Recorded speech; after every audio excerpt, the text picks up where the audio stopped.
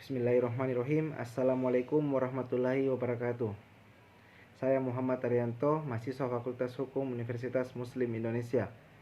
Pada video kali ini saya akan memaparkan materi mengenai rekam medik dan informate consent.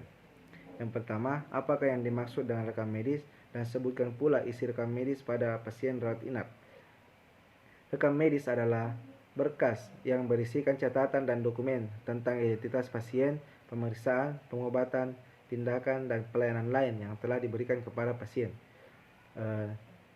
Isi rekam medis pasien rawat inap yaitu identitas pasien pribadi, tanggal dan waktu, hasil anamnesis, hasil pemeriksaan fisik dan pemeriksaan penunjang, diagnostik, rencana penata laksanaan, pengobatan dan atau tindakan, persetujuan tindakan bila diperlukan, catatan observasi klinik dan hasil pengobatan, ringkasan pulan, nama dan tanda tangan dokter atau tenaga kesehatan tertentu bila memberi pelayanan lain yang diberikan, serta untuk pasien sakit gigi dilengkapi dengan odontogram klinis. Yang kedua, apakah hubungannya antara transaksi terapeutik dan informate consent? Hubungan hukum antara dokter dan pasien dalam pelayanan kesehatan merupakan kontrak terapeutik yang bertumpu pada dua hak manusia yang mendasar, yaitu hak untuk menentukan nasibnya sendiri dan hak atas informasi. Perwujudan dari transaksi terapeutik adalah informate consent. Prosedur pelaksanaan informate consent merupakan suatu proses yang di dalamnya meliputi unsur-unsur seperti kompetensi, kebebasan, informasi, keputusan, dan otorisasi.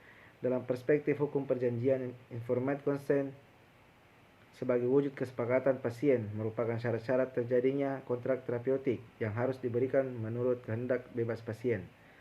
Pertanyaan ketiga ini, dalam hal apa persetujuan lisan dapat dilaksanakan dan bagaimana cara pelaksanaannya? Dalam persetujuan lisan dapat dilaksanakan apabila ketika tidak adanya suatu hal yaitu berisiko tinggi dan sulit diprediksi atau diragukan hasilnya, maka dimungkinkan persetujuan lisan. Cara pelaksanaannya itu yang pertama, mengiyakan dengan perkataan, menganggukkan kepala, mengedipkan mata, menggerakkan mata, diam saja atau kontak eye. Yang keempat, apakah tujuan pencatatan dan pendokumentasian pada rekam medik?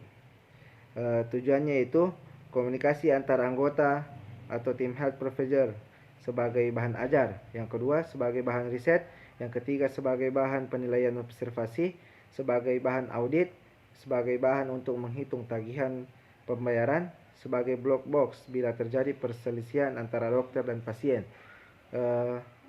Pertanyaan yang kelima dan merupakan yang terakhir, pada menit keberapa pada materi video penjelasan tentang persetujuan tertulis, persetujuan lisan tanpa persetujuan, dan perluasan tindakan medis, yaitu pada menit ke 4 menit 29 detik sampai dengan 18 menit 22 detik. Sekian dari saya. Wabillahi taufiq wal hidayah. Wassalamualaikum warahmatullahi wabarakatuh.